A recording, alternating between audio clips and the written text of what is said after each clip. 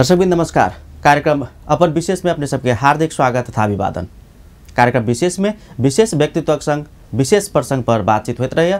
आज हमरा सबक सरोकारक विषय कही विशेष हमरा सबक संदर्भ अछि पत्रकारिता।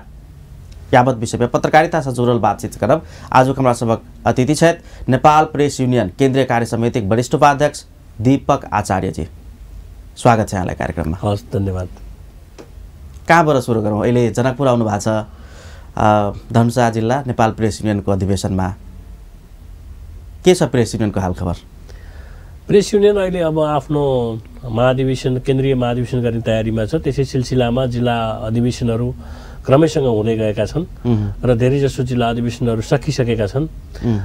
यो प्रदेशमा यो बाँकी छ, आज सम्पन्न हुन गइरहेछ धनुषाको।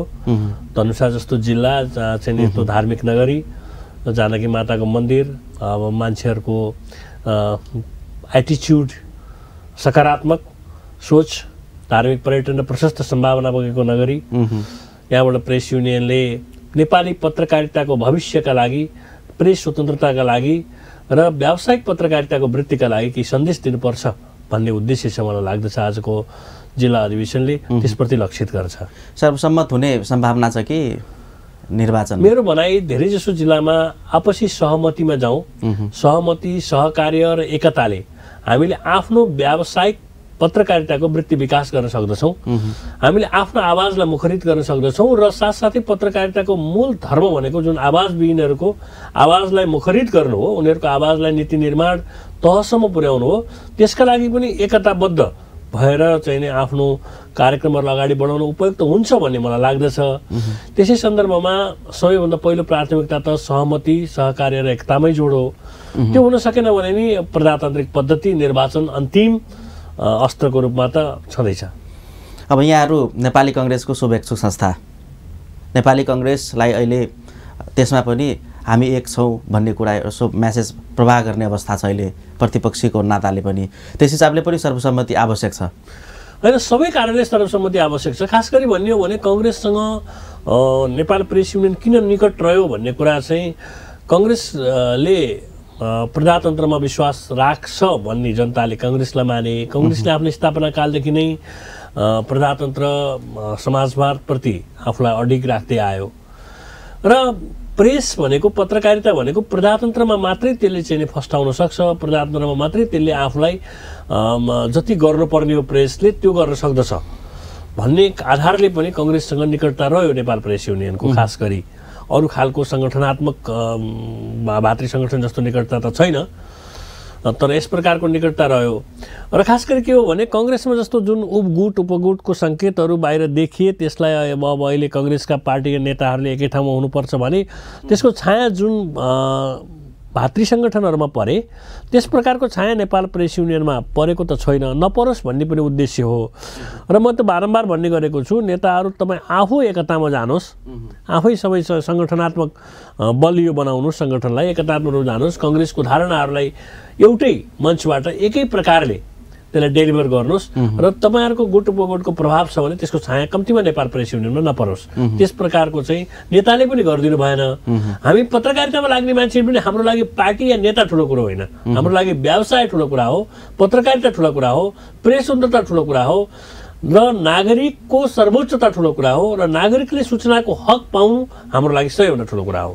हामी त्यताप्रति दृढ भएर लाग्नुपर्छ भन्ने मलाई लाग्छ। जसरी नेपाली कङ्ग्रेस अहिले दुधियाएको सरकारको प्रतिपक्षमा छ, आफूलाई सशक्त प्रतिपक्षीको रूपमा उभ्याइरहेको अवस्था छ, press union, Nepal press union के छ? नेपाल प्रेस युनियनको भनौँ न लाइन, बटम लाइन, सरकारलाई सहयोग गर्ने कि प्रतिपक्षी बन्ने? होइन, सरकारले राम्रो काम गर्दाको हकसम्म जोसुकै प्रकारको सरकार होस्, सरकारलाई सहयोग गर्ने नेपाली पत्रकारिताको धर्म हो, जो हामी गर्दछौँ।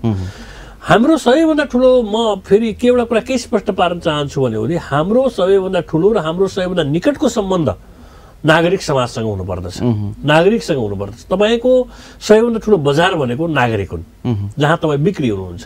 नागरिक तपाईँलाई पढिदिन्छन्, हेरिदिन्छन्, सुनिदिन्छन् रहन तपाईँले आफ्नो कुराहरूलाई डेलिभर गर्न सक्नुभयो। त्यसकारण आम नागरिकको भावनाको कदर गर्दै, आम नागरिकहरूको चाहनालाई ध्यानमा राख्दै र जनचासोको विषयहरूलाई समाचारको रूपमा प्रकाशित गर्नु, प्रसारण गर्नु हाम्रो चाहिँ नि कामै हो। त्यसकारण हाम्रो सबैभन्दा ठुलो कुरा चाहिँ नि सरकार नागरिकप्रति कतिको उत्तरदायी छ भन्ने कुरामा वाचडगको रूपमा हेर्नुपर्दछ।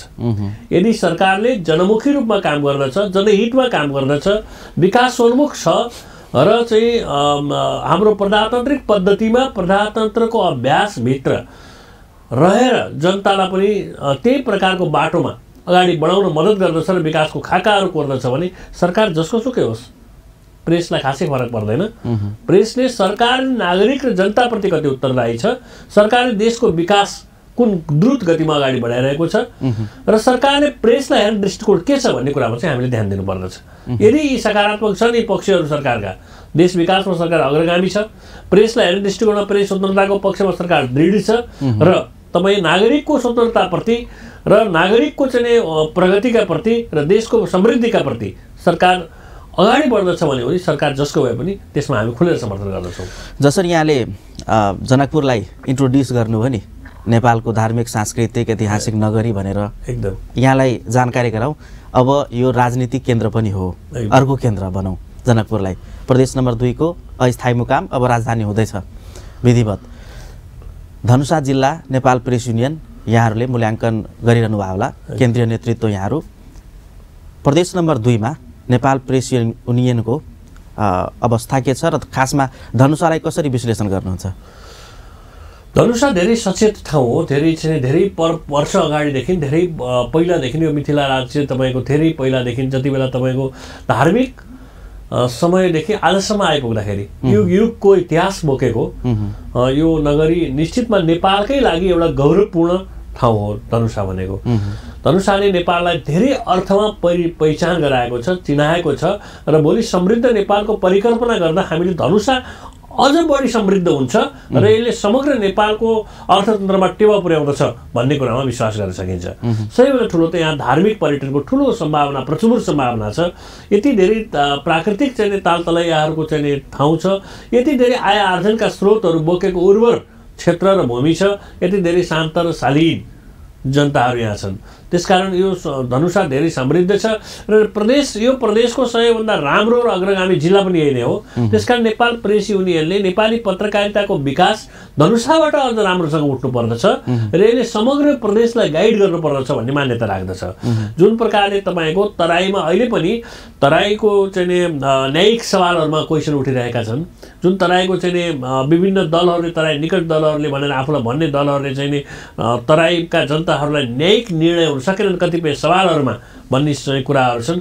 ती कुराहरूलाई पनि जायज ढङ्गबाट नागरिकहरूको आवाजलाई मिडियाले मुखरित गर्नुपर्छ र त्यसको उठान धनुषाबाट हुनुपर्छ, जहाँ तपाईँको जस्तै यस्ता अपन जस्ता प्रमुख महत्त्वपूर्ण धेरै छवि भएका टेलिभिजनहरू छन्, रेडियोहरू छन्, अखबारहरू छन् र यहाँकाबाट प्रतिनिधित्व गरेर देश विदेशमा समाचार सम्प्रेषण गर्ने पत्रकारहरू होनहार छन्।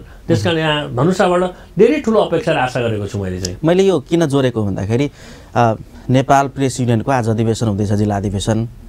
नेपाल पत्रकार महासङ्घ छाता सङ्गठन विगतका क्रमिक निरन्तर रूपको 2-3वटा अधिवेशनमा, जिल्ला अधिवेशनमा, नेपाल पत्रकार महासङ्घको अधिवेशनमा नेपाल प्रेस युनियन अलिकति कमजोर भएको, नेतृत्वमा पुग्न सकेको छैन। एक आधटा अहिलेको कार्यसमितिमा जित्नु भएको छ, तर त्यो एउटा कमजोर प्रदर्शन हो।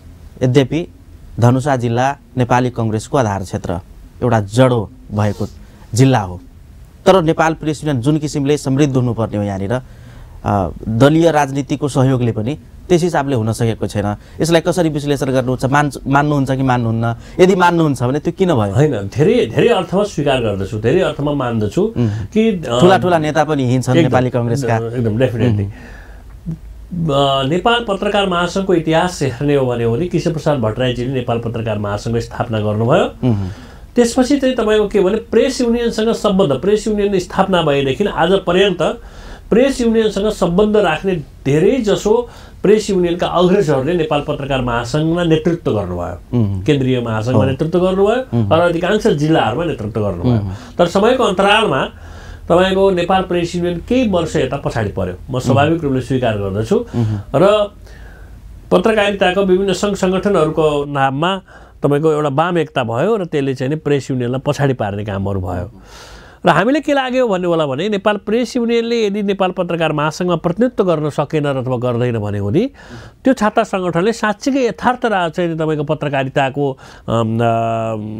वृत्ति विकास लगायतका जुन प्रकारको त्यसको संरचना हो, जुन प्रकारको संरचनामा नेपाल पत्रकार महासङ्घलाई स्थापित गरिएको छ, जुन मूल्य र मान्यता त्यसले बोकेको छ, त्यो चाहिँ नै तपाईँको स्थानीय स्तरमा लागू हुन सक्दैन, केन्द्रीय स्तरमा लागू हुन सक्दैन, पत्रकारको हितमा लागू हुन सक्दैन यदि सबैजनाको त्यहाँ प्रतिनिधित्व हुन सकेन भने भन्ने कुरालाई महसुस गरेर हामीले गएको वर्ष कि वाम घटकहरूसँग निकट रहेका साथीहरूसँग पनि परामर्श गऱ्यौँ, सहकार्य गऱ्यौँ र तपाईँको चाहिँ केन्द्रीय समितिमा पनि एक प्रकारको हामी मिलिजुली गएर प्रतिनिधित्व सबैको अनिवार्य छ र न सबैका आवाजहरू बुलन्द हुन्छन् भन्ने ढाँचाले र मान्छेले हेर्ने देश विदेशमा नेपाल पत्रकार महासङ्घलाई हेर्ने दृष्टिकोण यो साझा मञ्च हो, साझा चौतारी हो भन्ने होस् भन्नका लागि हामीले त्यो एक्सर्साइज गरियो। साथीहरूको सद्भाव रह्यो, सहयोग रह्यो, त्यसले गर्दा हामीले एउटा स्वरूप दिन सक्यौँ। यसरी नै हामीले प्रदेश क्षेत्र लेभलमा आइपुग्दाखेरि प्रदेशमा चाहिँ हामीले सम्पूर्ण सहकार्य गर्न सक्यौँ।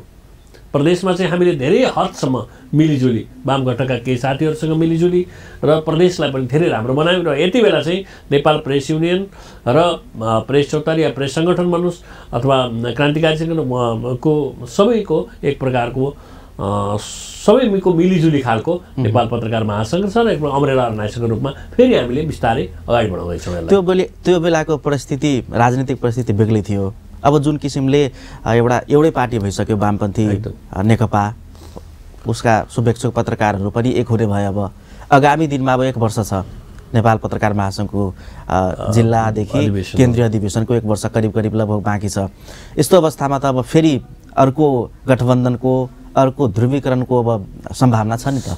डेफिनेटली लोकतान्त्रिक एकातर्फ, वामपन्थी एकातर्फ डेफिनेटली छ। अनि कसरी साझा संस्था कसरी हुने फेरि? नै हो, अब हामीले सोच्नुपर्ने सबैभन्दा नेपाल प्रेस युनियन चाहिँ के मान्यता राख्छ त भन्नु होला भने नेपाल पत्रकार महासङ्घ साझा चौतारी हो, साझा सङ्गठन हो र यसलाई अमरेला अर्गनाइजेसनको रूपमा विकास गर्न सकिएन भने यसको देश विदेशमा छवि गिर्दो हुन्छ। त्यसकारण यसको साख उच्च राख्नका लागि, यसको गरिमा उच्च राख्नका लागि यसको सबै सङ्गठनको अपनत्व हुनु पर्यो। मूल्य मान्यता स्थापित गर्नका लागि सबै सङ्गठनको अपनत्व हुनका लागि यो सबै सङ्गठनको मिलिजुली संस्था हुनु पर्यो। त्यसका लागि हामीले तपाईँले भने जस्तो ठिक छ, अब भोलिका दिनमा त्यो सम्भावना छ।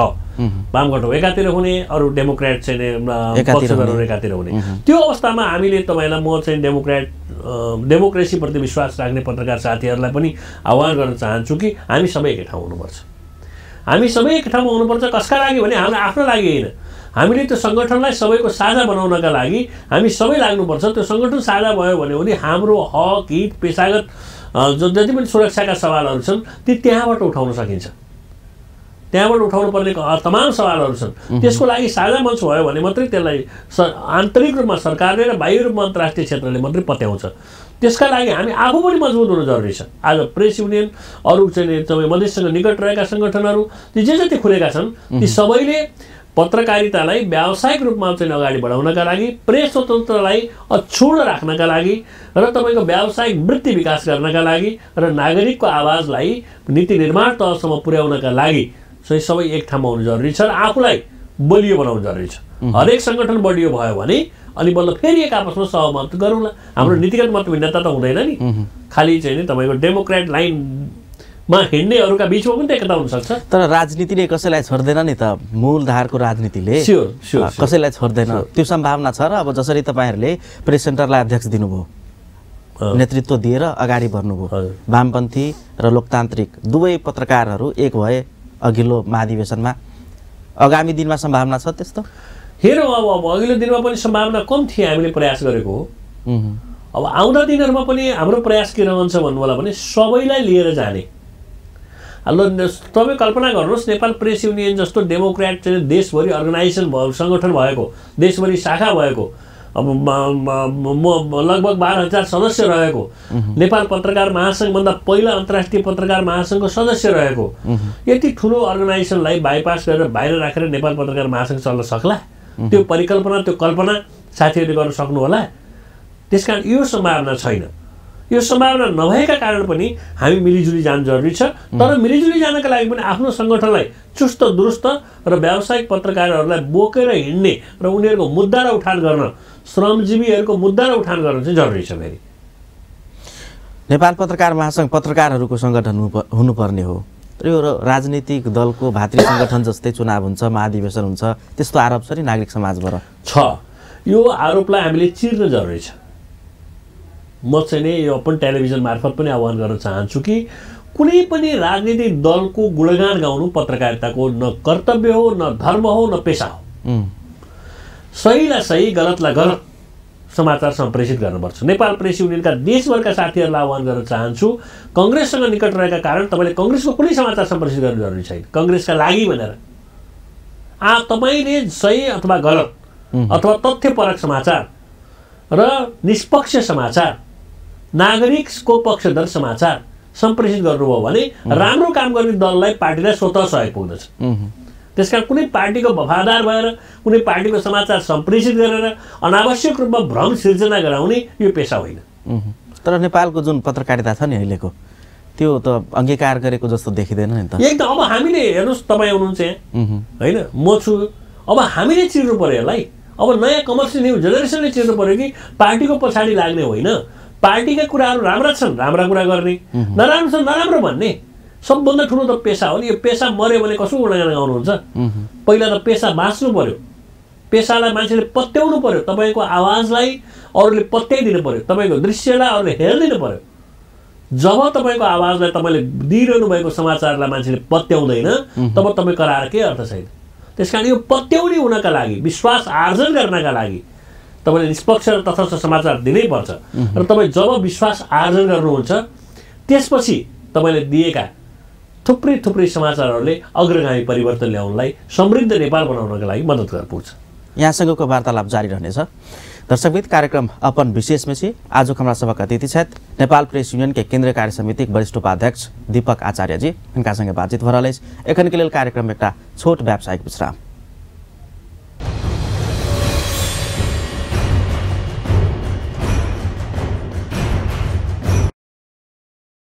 दर्शकबिन पुनः स्वागत है इस कार्यक्रम अपन विशेष में आज हाम्रा सभाका अतिथि छथि नेपाल प्रेस युनियन केन्द्रीय कार्य समितिक वरिष्ठ उपाध्यक्ष दीपक आचार्यजी।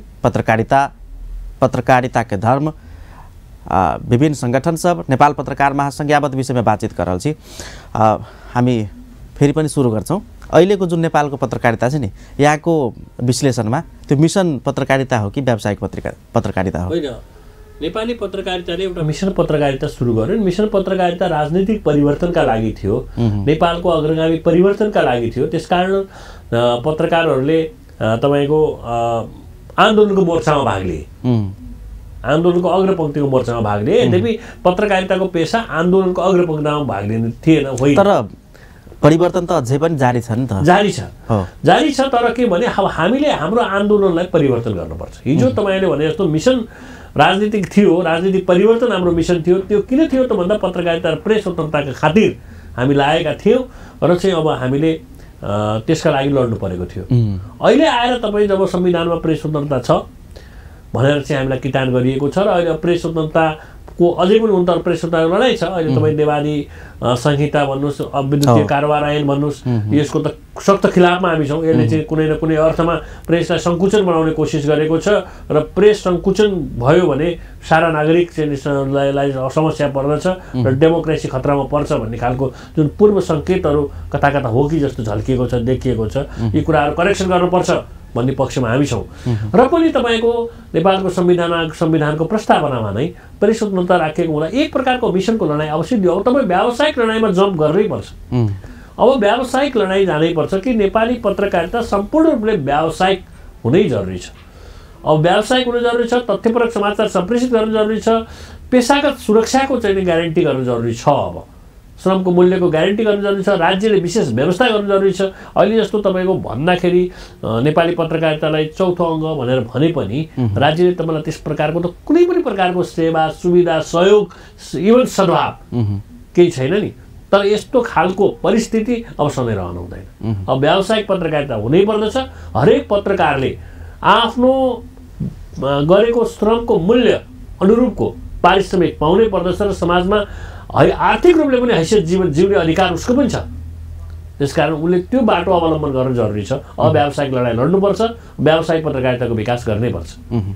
जुन हिसाबले यसअघिको महाधिवेशनमा नेपाल पत्रकार महासङ्घको केन्द्रीय कार्य समिति, जसमा अब वामपन्थी र लोकतान्त्रिक दुवै शक्ति एक भए पत्रकारहरूको सवालमा, जुन मिसनका साथ, जुन गोलका साथ तपाईहरू एक भएर चुनाव लड्नु भएको थियो, अधिवेशन गर्नुभएको थियो नि, अहिलेसम्मको परिस्थितिलाई हेर्दाखेरि त्यो गोलहरू पुरा हुँदैछन् कि के छ? ठिक छ, कतिपय सवालहरूमा नेपाल पत्रकार महासङ्घलाई हामीले कुरा पनि गरिराखेका छौँ कि कतिपयमा मिटिङ पनि राखिरहेका छौँ कि तपाईँहरूलाई जुन उद्देश्य, जुन लक्ष्यका साथ हामीले एकै ठाउँमा बसेर जाउँ भनेर गरिएका थिए त्यो विचलित नहुनुहोस्। हाम्रो लक्ष्य थियो, हाम्रो लक्ष्य केही थिएन नि खास। हाम्रो लक्ष्य भनेको प्रेस स्वतन्त्रता, व्यावसायिक पत्रकारिताको विकास, सबैलाई समान अवसर हैन। तपाईँको चाहिँ नि अब जुन डिसेन्ट्रलाइज पद्धति शक्तिको चाहिँ रूपान्तरण र पृथकीकरण हुँदै प्रदेशहरूमा जाने, त्यसकारण प्रदेश र प्रदेशका महासङ्घहरू बढी चाहिँ क्रियाशील, बढी चलायमान र बढी सशक्तिकरण होस् त्यहाँ पत्रकारहरूको, र प्रदेश सबैभन्दा बलियो होस्। हाम्रो उद्देश्य के हुनुपर्छ भन्नु होला भने त्यो नेपाल पत्रकार महासङ्घलाई मैले पटक पटक भनेको छु, त्यहाँ नेतृत्व गर्ने साथीहरूलाई जसलाई हामीले पठायौँ। अहिले पनि मेरो भनाइ के हो, म के भन्दछु भने स्थानीय स्तरमा पत्रकारितालाई दह्रो बनाउन सक्नु भएन भने तपाईँले केन्द्रीय स्तरमा दह्रो बनाएको पत्रकारिताले मात्रै व्यावसायिक विकास हुँदैन। एक अर्को, तपाईँले सोचेको जस्तो राज्यको रूपान्तरण हुँदैन। पत्रकारिताको माध्यमद्वारा जुन राज्यको रूपान्तरणको सोचाइ राखिन्छ त्यो हुँदैन। किन भन्नु होला भने तल्लो लेभलको सबैभन्दा ठुलो कुरा के हो भने तल्लो लेभलमा स्थानीय निकायमा परिवर्तन आउनु पर्यो। स्थानीय निकायमा परिवर्तन आउनु पर्यो, स्थानीय निकायमा मानिसहरू सचेत हुनु पर्यो र स्थानीय निकायमा सूचनाको हक पाउनु पर्यो। त्यसका लागि स्थानीय निकायको पत्रकारिता बलियो हुनु पर्यो। त्यसकारण हामीले प्रदेश हुँदै जिल्लाका पत्रकारहरू विकसित हुन सक्नु पर्यो। तिनीहरूको लागि के हुनु पर्छ भन्नु होला भने प्रदेशमा सबैभन्दा ठुलो बजेट विनियोजन हुनु पर्यो। राज्यले दिने 400-500 करोडको जुन चाहिँ तपाईँको विज्ञापन छ त्यो तपाईँको यति धेरै चाहिँ तलसम्म आउनु पर्यो कि स्थानीय स्तरमा सबैभन्दा बढी आउनु पर्यो। र यहाँका जुन व्यापारी उद्योगपतिहरू छन् उनीहरूले स्थानीय स्तरमा विज्ञापन दिने बानी बसाल्नु पर्यो। ठुलो बिग हाउसहरूमा होइन, कर्पोरेट हाउसहरूमा धेरै दिनुभयो भने त ठुलो विज्ञापन दिनुभयो, ठुलो सबैले, राज्यले पनि त्यही दिने, व्यापारीले पनि त्यही दिने गऱ्यो भने एकाङ्की पनि बढ्छ नि। पत्रकारिता भए पनि मानिसको चाहिँ तपाईँको अलिक पृथकता देखिन्छ, फरकता देखिन्छ र स्थानीय स्तरमा जुन हामीले अपेक्षाकृत हामीले सोचे अनुसारको रूपान्तरण र परिवर्तन सम्भव देखिँदैन। त्यसले गर्दा राज्यले पनि स्थानीय स्तरमा, प्रदेश सरकार हुँदै स्थानीय स्तरमा ठुलो मात्रामा विज्ञापनको लागि बजेट छुट्याउनु जरुरी छ। यो संस्था चल्नुपर्छ, बाँच्नुपर्छ। केका लागि? राज्यका लागि। यहाँ के बुझ्न जरुरी छ भने स्थानीय स्तरमा पत्रकारिता फस्टाउनु भनेको तपाईँ हाम्रो जागिर होइन। तपाईँ त यो सुशासनको लागि हो। यस, यो प्रोग्राम चलाउँदा अर्को जागिर खान सक्नुहुन्छ नि। यो बन्द भए तपाईँलाई के समस्या छ र? यो टेलिभिजन बन्द भयो भने तपाईँले अर्को काम गर्न खान सक्नुहुन्छ। तर यति फेमस अपन टेलिभिजन बन्द भयो भने यहाँका जनताले के सुन्ने, कसरी हेर्ने? त्यसकारण यो जनताको जुन आवाज प्रतिनिधित्व गरिरहेको छ यसले, यो बाँच्न जरुरी छ। यो बाँच्नका लागि विज्ञापन जरुरी छ। त्यसका लागि राज्यले जुन चाहिँ राज्य कोषमा रहेका चाहिँ एकै ठाउँमा मात्रै सीमित राखिएका विज्ञापनहरू छन् तिनलाई यहाँ तलसम्म ल्याउनु जरुरी छ। एक। दुई, स्थानीय स्तरले सबैभन्दा ठुलो विज्ञापन स्थानीय स्तरमै दिनु जरुरी छ। अब कुनै तपाईँको केन्द्रमा लाने, ठुलो लानु, पत्रकारिता ठुलो सानो हुन्न, अर्को भ्रम हुने यहाँ अन्त हुनु जरुरी छ। केन्द्रमा बसेर पत्रकार गर्ने र स्थानीय स्तरमा बसेर पत्रकार गर्ने भन्ने कुरोको कुनै फरक हुँदैन। चाहे तपाईँले सिंहदरबारमा बसेर पत्रकारिता गर्नुहोस्, चाहे तपाईँले चाहिँ संसदबाट रिपोर्टिङ गर्नुहोस्, या तपाईँ धनुषाको चाहिँ जानकी मन्दिरको छेउबाट रिपोर्टिङ गर्नुहोस्, त्यसले तपाईँको राष्ट्रिय अन्तर्राष्ट्रिय क्षेत्रमा पार्ने दूरगामी प्रभाव एउटै हो। समाचारको मूल्य र प्रभाव एउटै हो। त्यसकारण हामीले स्थानीय स्तरको परिवर्तन चाहने हो भने, नेपालको समृद्धि चाहने हो भने स्थानीय स्तरमा रहेका टेलिभिजन, रेडियो, अखबारहरूलाई फस्टाउन दिनुपर्छ। त्यो फस्टाउन दिनको लागि राज्य कोषदेखि लिएर स्थानीय व्यावसायिकहरूले शुद्ध, उद्योग धन्दाहरूले शुद्ध र स्थानीय चाहिँ टेलिभिजन, रेडियो, अखबारहरूलाई चाहिँ सहयोग पुर्याउनुपर्छ। पत्रकारिताप्रति सबैको अपनत्व हुनुपर्छ र यसलाई बचाउनुपर्छ एकदम। पूर्ण प्रेस स्वतन्त्रता र अभिव्यक्ति स्वतन्त्रताप्रति वर्तमान सरकारको स्टेपहरू के छ र नेपाल पत्रकार महासङ्घ त्यसको लागि के गरिरहेको छ? गलत हो कि अझै सशक्त हुनुपर्छ? वर्तमान सरकारको स्टेप के मानेमा गलत छ भन्नु होला भने वर्तमान सरकारको स्टेप जुन देवादी संहिता लिएर आइयो, विद्युतीय कारोबार ऐन लिएर आइयो, त्यो निश्चित रूपमा सम्पूर्ण रूपमा गलत छ। प्रेसलाई सङ्कुचन बनाउने कोसिस त्यसमा देखिन्छ। त्यसका कतिपय धाराहरू चाहिँ नि यस्ता छन् कि तपाईँले सोधेर टेलिफोन फोटो खिच्नु पर्ने, अब तपाईँलाई चाहिँ न्युजमाथि अङ्कुश लगाउन मिल्ने, तपाईँलाई बोलाएर स्पष्टीकरण लिन पाउने, कहाँनिर तपाईँले पत्रकारिताको स्वतन्त्रता खोज्नुहुन्छ? त्यस्तो भएपछि स्थानीय प्रशासनले तपाईँमाथि धरपकड गर्ने सम्भावना रह्यो। त्यसकारण पत्रकारिता जस्तो पेसालाई तपाईँले शिरमाथि तरवार झुन्डाएर यो पेसा गर भनेर यो पेसाले फस्टाउँदैन, यो पेसाले नागरिकको आवाज बोल्न सक्दैन। त्यसकारण यो प्रेसलाई सङ्कुचन गर्ने प्रयास हो, यसको नेपाल प्रेस युनियन सख्त विरोध गर्दछ। यो हुनु पनि हुँदैन र नेपाल पत्रकार महासङ्घले पनि यसको विरोधका लागि आवाज उठाएको छ र यो हुनु हुँदैन भनेर नेपाल पत्रकार महासङ्घले भनेको छ। यो सच्चिएन भने, यो बुँदा सच्याइएन भने नेपाल पत्रकार महासङ्घ पनि आन्दोलन जान्छु भनेको छ, नेपाल प्रेस युनियन पनि आन्दोलनमा जान्छ र प्रेस स्वतन्त्रता अक्षुण्ण राख्ने नेपाल प्रेस युनियनको पहिलो रणनीति हो, पहिलो उद्देश्य हो, पहिलो विधानले तोकेको, तपाईँको यसको दर्शनले तोकेको मान्य हो, शास्त्र हो। त्यसकारण यो कुरा छोड्न पक्षमा हामी छैनौँ। प्रेस स्वतन्त्रता सबैभन्दा पहिलो ग्यारेन्टी हुनुपर्छ, जुन अहिलेको सरकारले देवानी संहिता र विद्युतीय कारोबार ऐन मार्फत सङ्कुचन गर्ने कोसिस गरेको छ, यसको म विरोध गर्दछु। यसको विरोधमा जानको लागि नेपाल पत्रकार महासङ्घकै नेतृत्वमा जानुहुन्छ कि नेपाल प्रेस युनियनले आफै गर्छ? ठिक छ, नेपाल पत्रकार महासङ्घको नेतृत्वमा जान हामी तयार छौँ, किनभने नेपाल पत्रकार महासङ्घ अम्ब्रेला अर्गनाइजेसन हो, छाता अर्गनाइजेसन हो, उसले आह्वान गरेको छ, उसले जान्छ। यो तपाईँको यसको पहिलो विरोध कार्यक्रममा काठमाडौँमा मैले भनेको थिएँ, चाहिँ प्रेस काउन्सिलबाट कार्यक्रम थियो नेपाल पत्रकार महासङ्घले आयोजना गरेको। त्यसमा नेपाल पत्रकार महासङ्घले चाहिँ हामी आन्दोलन जान तयार छौँ भनेको थियो। त्यसमा मैले चाहिँ के समाचार भनेको थिएँ, के चाहिँ तपाईँको स्पिच डेलिभर गरेको थिएँ भन्नु होला भने, यदि पहिलो रिक्वेस्ट मेरो नेपाल पत्रकार महासङ्घले यसको आन्दोलनको सुरुवात गरिहाल्नुहोस्, यसमा कुनै तपाईँको छानबिन समिति गठन गर्नुपर्ने, ठिक बेठिकको बारेमा विश्लेषण गर्नुपर्ने, तर्क वितर्कहरू गर्नुपर्ने केही जरुरी छैन। प्रेस सङ्कुचन बनाउने प्रयास जब हुन्छ त्यसमा के को तर्क वितर्क, सिधै त्यसको विरोध हो नि। सम्पूर्ण रूपले प्रेस स्वतन्त्र हुनुपर्छ भन्ने मान्यता बाहेक अरू कुरालाई त स्वीकार गर्नै सकिँदैन भनेर मैले पहिलोचोटि नै तपाईँहरू आन्दोलनको सुरुवात गर्नुहोस्, हाम्रो समर्थन छ। यदि तपाईँ ढिलो गर्नुहुन्छ भने यो आन्दोलनको चाहिँ सुरुवात फेरि नेपाल प्रेस युनियनले गर्छ र तपाईँहरू सबै यसमा आउनुहोस् भनेर मैले भनेको थिएँ। नेपाल पत्रकार महासङ्घले आह्वान गरिराखेकै छ, सरकारसँग डायलग गरिराखेकै छ, आन्दोलनको एक प्रकारहरू सुरु भइरहेकै छन्। त्यसकारण आशा छ यसैबाट टोकिएला, अन्यथा अर्को कडा खालको आन्दोलन जान तयार छौँ हामी। तत्कालै नेपाल प्रेस युनियनको त्यस्तो कुनै छैन, तत्काल छैन, सहमति सहकार्यमै हुन्छ। नेपाल पत्रकार महासङ्घ पनि कुरा हुन्छ, अन्य दलका साथ निकट रहेका साथीहरूसँग पनि हुन्छ, जुन पत्रकारको व्यावसायिक सङ्घ सङ्गठनहरू छन् उनीहरूसँग पनि हामी सहयोग गर्छौँ, किनभने साझा सवाल हो। त्यसकारण आन्दोलन घनीभूत पार्नका लागि सबैको साझा सवाललाई भएको कारणले सबैको समान अस्तित्वलाई स्वीकार गर्दै अगाडि बढ्ने हो। नेपाल पत्रकार महासङ्घको अब महाधिवेशनको करिब लगभग 1 वर्ष बाँकी छ। नेपाल प्रेस युनियनलाई चुनाव लाग्यो कि लागेन अहिलेसम्म? होइन, अहिले त अब त्यस्तो त छैन, तर पनि चुनाव लागि नै हाल्छ। हेर्नुहोस्, असल र सही मान्छे पठाउनु पाए, यत्रो देशभरिको पत्रकारहरूको वृत्ति विकासका कुरा मात्रै होइनन् कि पत्रकारले गर्ने न्याय अन्याय, पत्रकारले गर्ने तपाईँको पत्रकार एउटा यस्तो पेसा हो जसले नराम्रो गरिदियो भने उनी, अफवाह फैलियो भने उनी त्यसले नकारात्मक असर पर्न जान्छ। ती सबै कुराको कन्ट्रोल, नियम, आचार संहिताभित्र रहनका लागि, हाम्रा संहिताहरूलाई आफैले पालन गर्नका लागि सम्पूर्ण कुराको लागि महासङ्घ मजबुत हुनु जरुरी छ। त्यसकारण त्यहाँ त हामी केन्द्रीकृत हुन्छौँ नै, छँदैछौँ। यहाँ के को लागि प्रत्याशी हुनुहुन्छ?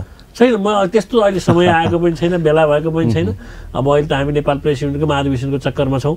यो सकौँ नेपाल पत्रकार महासङ्घको महाधिवेशन आओस्, फेरि सहमति सहकार्यलाई बाटो अगाडि बढाउँ र एउटा मजबुत संस्थाको रूपमा त्यसलाई स्थापित गरौँ भन्ने मान्यता छ मेरो। अमूल्य समय दिनुभयो, धेरै धेरै धन्यवाद। तपाईँलाई यो अपन टेलिभिजन मार्फत यो धनुषामा आएर जनकपुर नगरीमा, यत्रो धार्मिक नगरीमा, यस्ता सचेत नागरिकहरूका बीच मैले आफ्नो कुराहरू राख्न पाएँ, तपाईँलाई धेरै धेरै धन्यवाद।